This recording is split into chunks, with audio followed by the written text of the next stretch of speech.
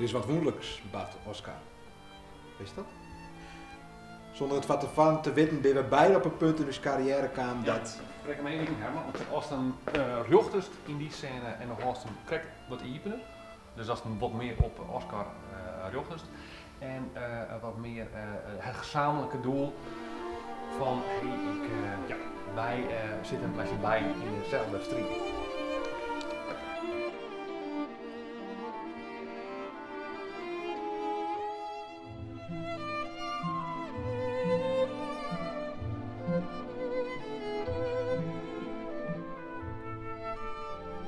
Schindlers List vertelt het verhaal van de rieke Duitse zakenman Oskar Schindler, die naar Krakau komt om een soort yield te verzingen. En hij zet een fabriek op in Emaille en hij zorgt ervoor dat er meer dan 1000 joden redden worden van de dingen. En de dochter terug op een list te zetten en zo overleven ze dus de oorlog.